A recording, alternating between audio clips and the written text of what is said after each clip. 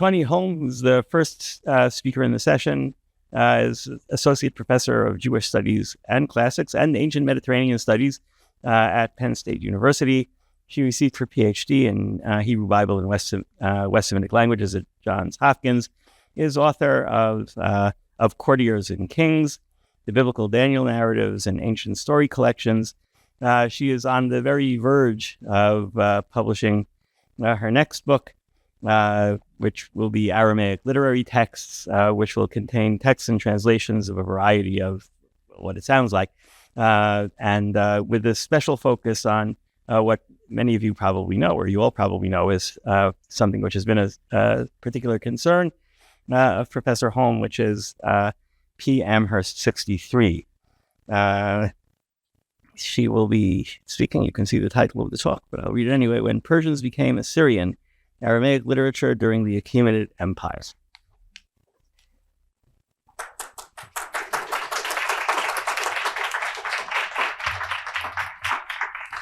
Thank you so much, Seth, and thank you, John, Mark, Raheem, for inviting me to be here.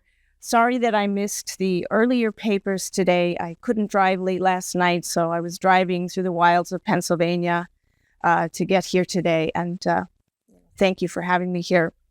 I updated my title to Pluperfect Memories, the Assyrian Past in the Aramaic Literature of the Achaemenid Empire. With the exception of the Aramaic version of the Bisitun inscription found at Elephantine, Aramaic literature written during the Achaemenid period does not seem directly concerned with the Persian Empire. However, certain compositions from Egypt set during the Assyrian period but written in the 5th and 4th centuries BCE subtly reflect varied responses to the Persians or Persian rule. In writing about the Assyrians, the authors of these works reconcile and assess facets of life under the Achaemenids. This historical dislocation in Persian-era Aramaic literature will be the focus of this paper, which examines 3 compositions that frame or reframe the Assyrians in markedly distinct ways. The story in Proverbs of Aḥiqar from Elephantine, the Sheikh Faḍl Inaros inscription, and the Revolt of Babylon on Papyrus Amherst 63. These 3 texts actually represent a majority of the Aramaic literary narratives from Egypt, and one notices that their preoccupation with Assyria is echoed in a similar obsession found in Demotic Egyptian literature. The approximately 10-year period that the Assyrians held control over Egypt, 673 to 663 approximately, seem to have generated more angst and antagonism than the 2 periods of Persian rule.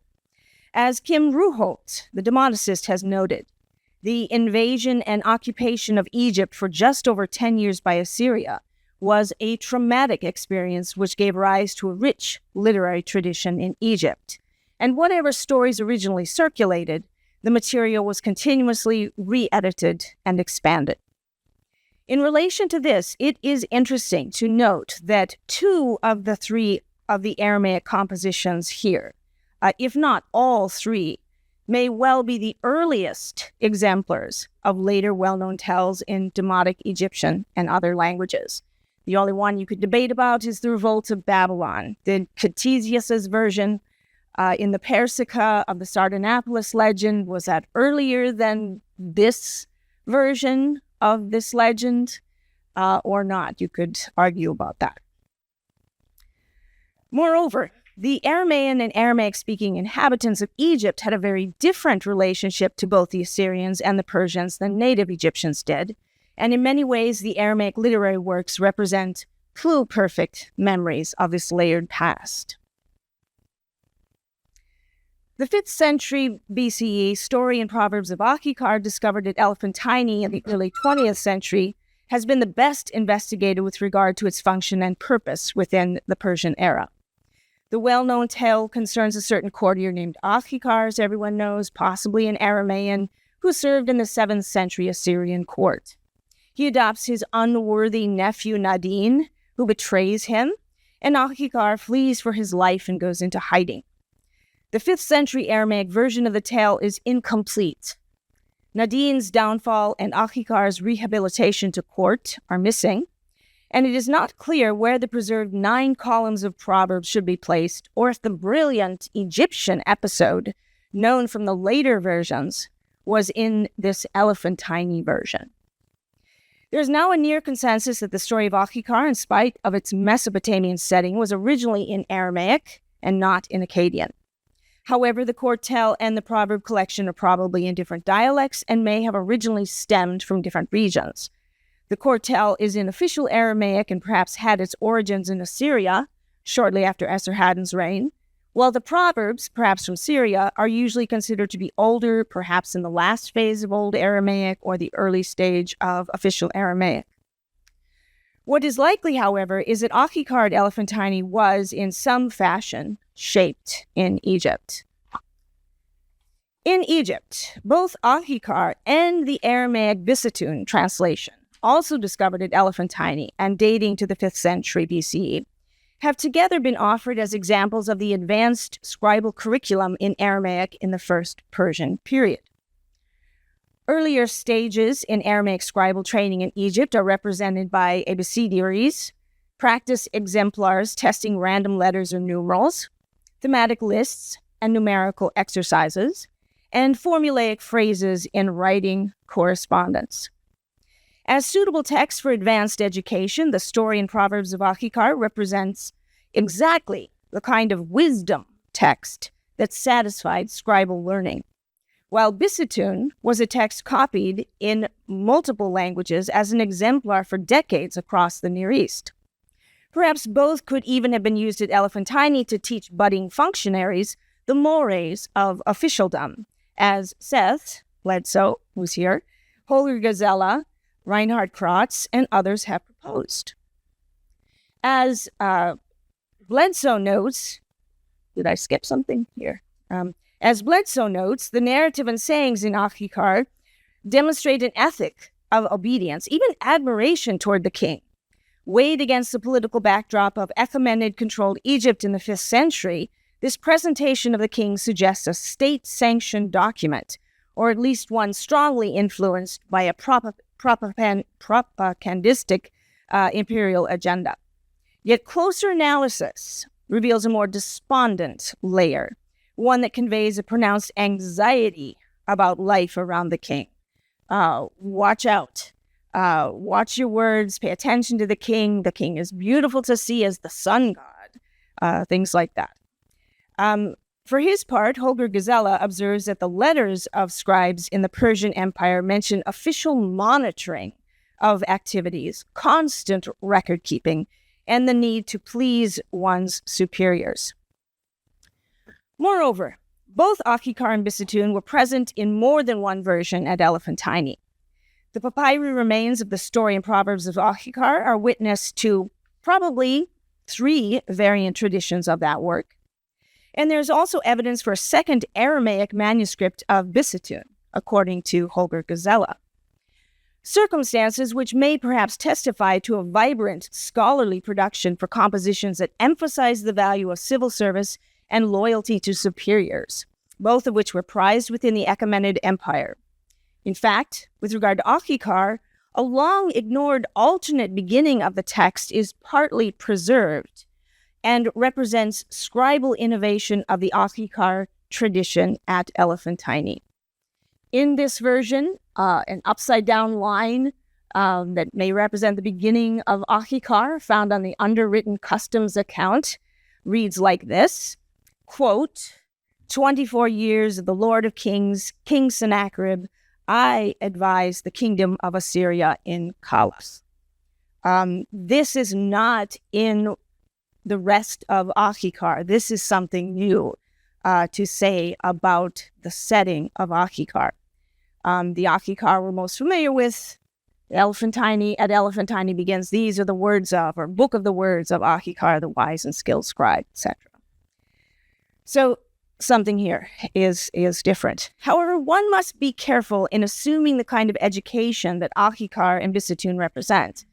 The existence of some sort of school or even an archive of texts at Elephantine connected to the house of Jedaniah, one of the leaders of the Judean community, who was probably a priest of Yahweh, remains possible but unproven. The location for the Yahoo temple proposed by Cornelius von Pilgrim during the German and Swiss excavations at the site in 1969 to 2019 does not match the location of the Aramaic papyri finds reported in the early 1900s. Moreover, based on a review of the century-old excavation diaries, as well as current work on the uncatalogued Aramaic papyri fragments in the Staatliche Museum zu Berlin, James Moore observes that the find spots for the documents discovered in the early 1900s were not well documented and their contexts are difficult to date. The bulk of the documents discovered at Elephantine in 1907, including Aḥiqar and the Aramaic version of the Bisitun inscription, were actually found in secondary contexts of Ptolemaic date.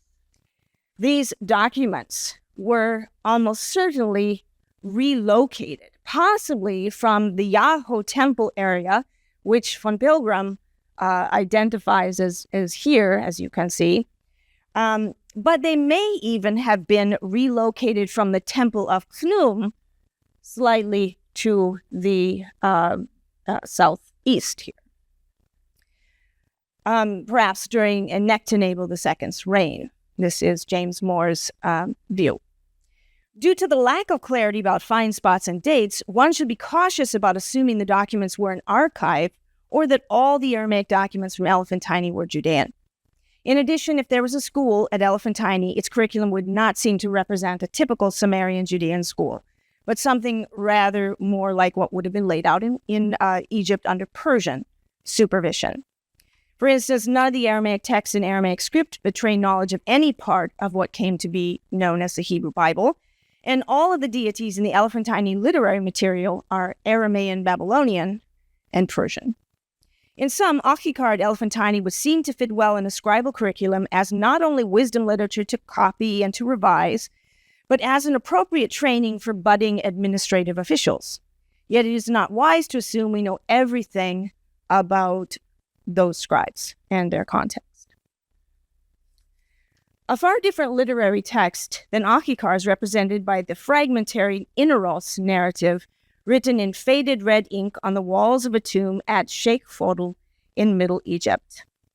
This is a thoroughly Egyptian tale, although it's written in Egypt. And here's a bit of the history of the site. Petrie's found the tomb in the 1920s.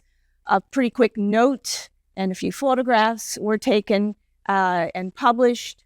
Limited excavations in the 1920s, not published. Later 20th century Egyptian Antiquities Organization and Tübingen University, some publications came out of that, but a whole bunch of artifacts that are published don't have find spots. So this is a very tricky thing to deal with. The text written in faded red ink was only edited in 1995 by André Lemaire, and this is a photo of the tomb labeled the Aramaic tomb A2T1 before it was cleaned. After it was cleaned in 2016. This is the chapel inside. You can see a bit of the artwork, but it's very, very faded.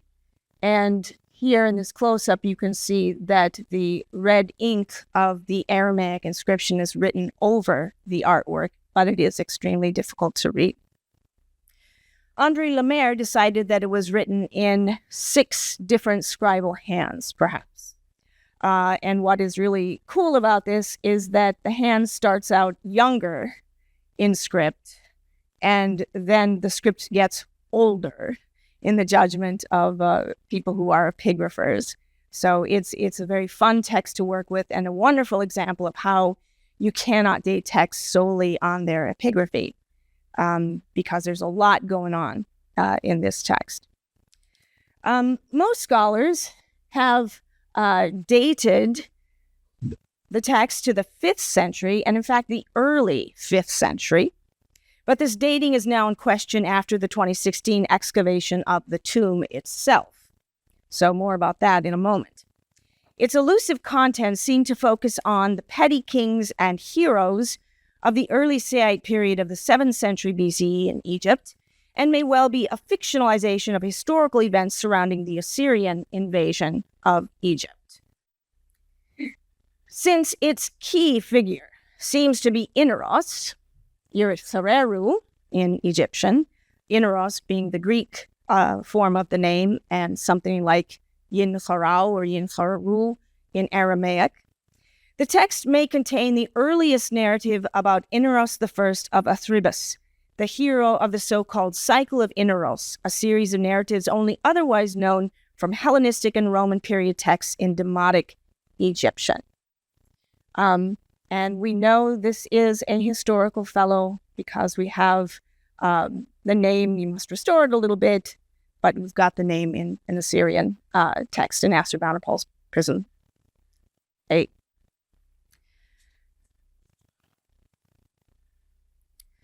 But this text about Inaros I of Athribis was probably written not long after the days of Inaros II. And I wrote something about that in 2007, which I have since had to update. But the fact that we're probably going to have to date this text later means that the revolt of Inaros the Libyan, which took place with the help of Athenians, it's something that happened 50, 60 years before this text was written. But there's, perhaps a lot going on here, and, have more to say about that. Unfortunately, due to its fragmentary nature, key elements in the text still evade elucidation. Only the general outlines of the narrative or narratives can be ascertained. First panel has a story of unrequited love. In panels 5a through 12, this is the main story. The fragmentary plot seems to concern Egyptian national events and conversations before first Taharqa, king of the Kushites, the Nubians, and then even before Pharaoh Necho. At least 3 historical rulers seem to appear, Taharqa, Necho, and then Esarhaddon, who might be placed in a coffin at the tail end of the story, before the colophons begin.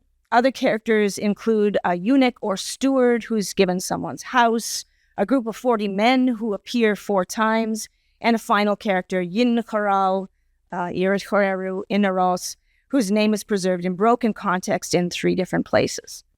It's possible this Yin-Kharau, who travels by boat to appear with his shield, or maybe his spear, before Taharqa, king of the Nubians in panel 5a, it's possibly he who is traveling to Taharqa to ask Taharqa to send a message to Pharaoh Necho. It's not clear what Necho's asked to do, but if he does not do it, he's told that something's going to happen to somebody's wives and children. The land will be sown with salt, all kinds of destruction. Panel 9, Yin-Kharau talks with someone who calls him my servant and asks him not to damage Egypt. These activities are followed by priests who do battle, or they conduct a sacrifice, but could very well be battle. And then the 3 main historical characters appear again at the end. And there's feasting, there's a festival of Amen mentioned, and somebody's placed in a sarcophagus, perhaps Esarhaddon. Panels 13, 16, and 17, those are the colophons that are still there. There's perhaps missing text on panels 14 and 15. These are colophons in still further scribal hands. Panel 17 contains an inscribed graffito etched into the stone and not in the red ink, which consists of the name of a soldier who calls himself Pa-Min, so good Egyptian name, of Nu'man unit, which is a Semitic military unit, maybe Phoenician. You decide if Nu'man should be Phoenician or Aramaic. The inscription is not a biography of the tomb's owner as originally proposed. By the time the tomb inscription was written, all the historical characters would have been dead for hundreds of years. Moreover, the Sheikh Faḍl text has several points of contact with the Demotic epic cycle beyond Inaros or the other historical figures. There's a connection to Heliopolis as a key city. There's a personal deity named Atum Nebum, or Atum, Lord of Heliopolis. There's the group of 40 heroes who are associated with Inaros, and the association of a special weapon. This weapon is perhaps a shield, and it is brought by Inaros before King Taharqa. Notice that in the Demotic story cycle, Inaros is called Lord of the Lance, and his famous accoutrements, his armor, his lance, his diadem, they're all matters of dispute between his sons and their enemies after his death. And it's very possible that the Inaros traditions were developed under the influence of Greek oral and literary traditions that were brought by the increasing presence of Greek mercenaries in the 5th and 4th centuries in Egypt, as Ian Rutherford and Jacqueline Jay have explored. The Inaros narratives thus reinforced Egyptian cultural identity in their portrait of a heroic Egyptian past in the Assyrian period that culminated in the Saite revival under Psammetichus I, 664 to 610, before the long Persian domination of Egypt, in which a second Inaros, a Libyan Delta chief, led a revolt against the Persians with Greek support. This second Inaros failed, but the traditions about both heroes named Inaros, as well as the continued existence of the family line of one or both in the Delta, may have been factors behind the writing of the Inaros narrative in Aramaic, as I wrote in 2007. But now that the tomb has been excavated, one may have a better sense of the text context. In the judgment of the director of the University of Vienna Middle Egypt Project, Christiana Köhler, the tomb in the Sheikh Faḍl Raqaba necropolis was cut into the rock in the late 5th century during the late 27th dynasty. So it's part of a series of tombs in this necropolis. In her preliminary analysis, the Aramaic inscription was a secondary, non-systemic addition to the tomb, since it's written right on top of everything. And she thought it must have interrupted any of the cultic activities that would have taken place at the burial site. However, since 2018, more complete examination of the imported fine vessels found in the burials may suggest that activity at the tomb continued throughout the 4th century and possibly into the 3rd even.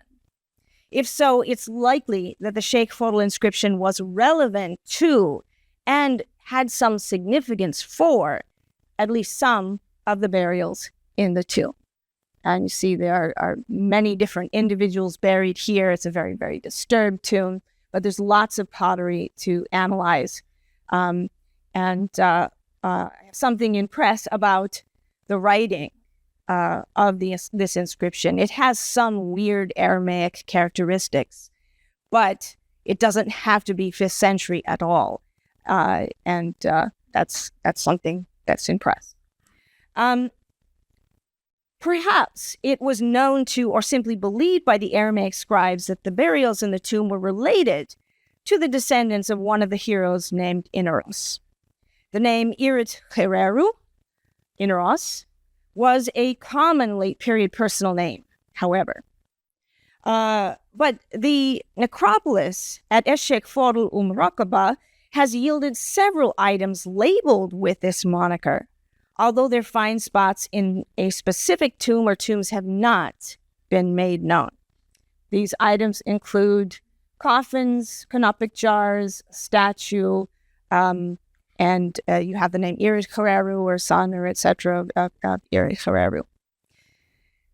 In any case, the interest of Aramaic scribes of a military bent in recording an ancient heroic warrior epic shortly after the departure of the Persians in 404 BCE reveals a great joy in any Inarid military victory over the invaders. The narrative on the last 6 columns of Papyrus Amherst 63 and 43b, there's a column 23, part of this story is in Michigan where it's labeled 43b, written in Aramaic but using Demotic Egyptian script, is a literary rendering of the historical rivalry between the two brothers Assurbanipal of Assyria and Shamash-shum-ukin of Babylon. But this is Demotic script, rendering Aramaic, probably dates to the 4th century. Wittmann has given us the terminus antequem of 250 BCE because of the shape of the L, the Lamed. It does not have a line through it. It's not distinguished from R on this papyrus. The story about the two brothers is at the very tail end of this papyrus. The papyrus is unprovenanced. It was purchased on the antiquities market in the early 1890s, but contains an anthology of compositions focused on celebrating the new year, perhaps produced by a mixed community of Aramaeans and Aramaic speakers living in Egypt in the 4th century BCE, but remembering elsewhere, the Levant, Mesopotamia, elsewhere. The literary rendition of Assyrian events in the Revolt of Babylon seems to adhere closely to history. Although Shamash-shum-ukin was older than Assurbanipal, their father Esarhaddon designated Assurbanipal heir to the primary throne of Assyria while making Shamash-shum-ukin heir to the throne of Babylonia. The so-called Succession Treaty of Esarhaddon stipulated these conditions in a pact with his vassals, while the Zakutu Treaty, imposed by the powerful queen Nakia, or Zakutu, Akkadian Zakutu, wife of Sennacherib and mother of Esarhaddon, reinforced them after Esarhaddon's death in 669. As a result, Shamash-shum-ukin was a legitimate but dependent monarch, overshadowed by Assurbanipal, under whose highly successful reign Assyria would reach the zenith of its power. After 16 years of this arrangement, for reasons that are not fully known, Shamash-shum-ukin decided to revolt. It had limited military success, but eventually he and his forces retreated to Babylon in 650, wherein the city of Babylon was besieged for 2 years and then fell in 648 to the Assyrians. The historical death of Shamash-shum-ukin in a fire is known primarily from Assurbanipal's inscriptions, although the exact circumstances are unclear. Assyrian texts claim that the gods were responsible, but in historical terms, this might mean his death was a result of anything from suicide or an accident to homicide. The main characters in the Aramaic narrative include the two brothers, their sister Sheruah-eterat, rendered in Aramaic as Saritra, an unnamed military commander-in-chief, too, and an unnamed military commander-in-chief. The names Assurbanipal and Shamash-shum-ukin are represented as Sarbanabal and Sarmugi. In contrast to what seems to have been the historical reality, the papyrus seems to take Assurbanipal as the older brother, since his birth is described first. As for Sheruah-eterat, she was historically the eldest daughter of Esarhaddon, about whom we know a certain amount, since she appears in a few Neo-Assyrian letters and documents. She was well educated, and that fact is known from a very famous letter she writes chastising her sister-in-law Libali-Sharat, the wife of Assurbanipal, telling her to live up to the family expectations by writing her tablets and reciting her exercise. Sheruah-eterat may also have had a role in the politics of the South, Babylonia. While we have no evidence for historical attempts by Sheruah-eterat to mediate between the brothers during the revolt, the actions of Saritra in the Aramaic story are likely based on at least some collective memory of the princess's prominence, and perhaps this was combined with recognition of or memory of Nakia, her famous grandmother. Her prophetic ultimatum to Sarmugi in the Aramaic story simultaneously commands Sarmugi to die in a fire if he will not submit to his brother, and foresees that he will. The weight that's given her words remind one of the letters about Nakia, which say that her utterances are claimed to be as final as that of the gods. Whatever she blesses is blessed, whatever she curses is cursed. Outside the contemporary accounts found in Neo-Assyrian texts, the legend of an Assyrian king who immolated himself in a palace fire during the final siege of his city is found in the classical traditions, especially in Ctesias' Persica, from around maybe 390, 400 BCE, but they're cited in much later authors, such as Diodorus Siculus. The characterization and plot in the Aramaic story seem to demonstrate greater awareness of actual events and figures than Ctesias' version. The author includes not only more historical characters, includes the sister when Contesius has nothing to say about a sister, but it also uses language that we know of from Assyrian texts for the brother. Gives him bad names and good names that seem reminiscent of Assyrian texts. Another important theme in the story that also indicates cognizance of history is the recognition that both kings were legitimate rulers. Saritra's assurances to Sarmugi that Sarbanabal would not take his power for him if he will submit to the Assurbanipal's authority only makes sense in the light of the succession treaty, in which Esarhaddon put that strategy in place. The one would be over one city, the other would be over the other. But Assurbanipal overall. Moreover, the story seems very aware of the traditional punishments enumerated at the end of this and other Assyrian treaties for those who break their oaths. Sarita describes Sarmugi's unfavorable fate. It reminds one of the curse of an evil fate decreed by the god Assur in the curse section of Esarhaddon's succession treaty.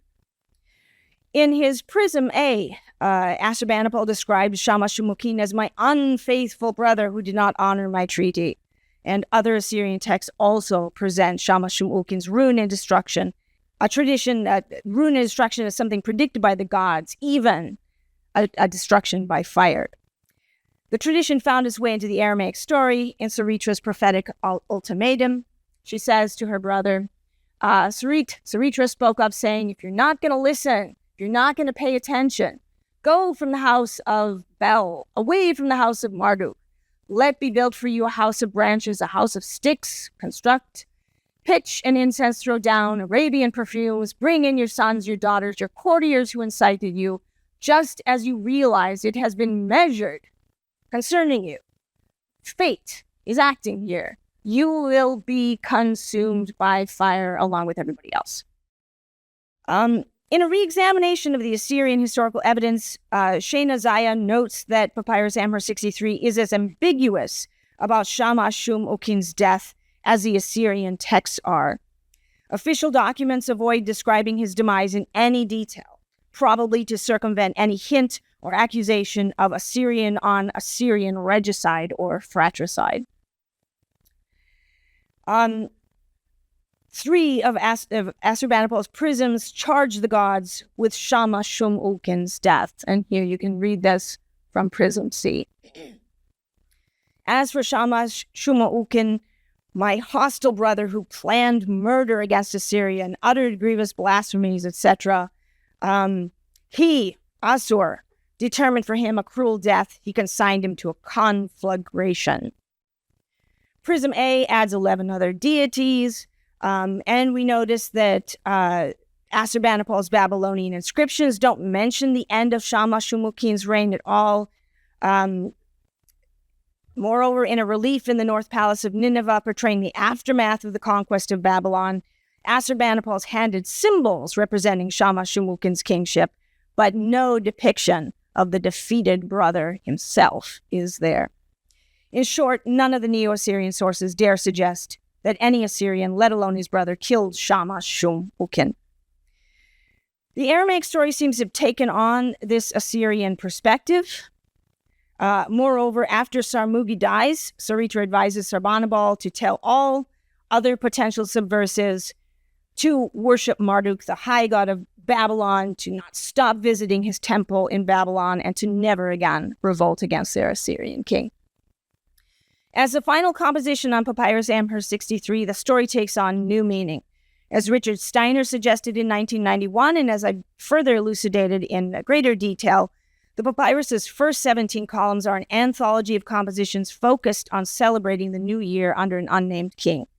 These compositions display both nostalgia for lost cities, lands, etc., but they also represent some hope for renewal. Moreover, the Revolt of Babylon begins with a short prelude lamenting the demise and fall of Nineveh, the capital of Assyria, before going into the Assyrian story about the conquest of Babylon by the Assyrians.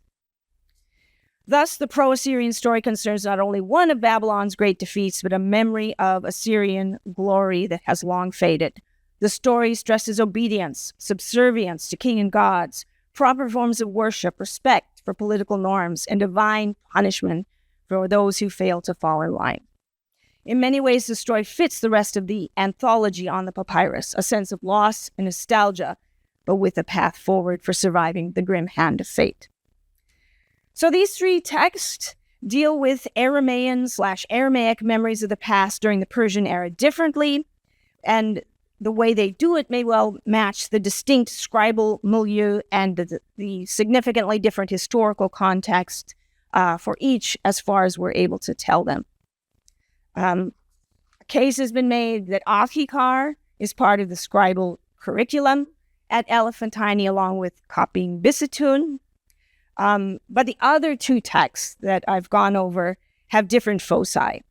The fragmentary Inaros narrative is a rollicking story from a time almost immediately after the Persians left, in which celebrating the defeat of Esarhaddon by Inaros I also celebrated the departure of the Persians, especially at a location in Middle Egypt at a necropolis that may have been associated with the Inarid family, 50 years or so after the failed revolt of Inaros II.